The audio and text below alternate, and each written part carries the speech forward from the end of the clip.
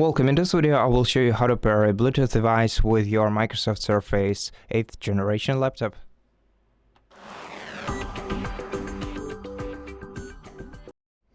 So first of all, we're gonna need to turn on the Bluetooth device, usually by holding down the power button for a couple of seconds. After that, we're gonna have to put our Bluetooth device into the pairing mode so that the LED indicator on it starts flashing rapidly.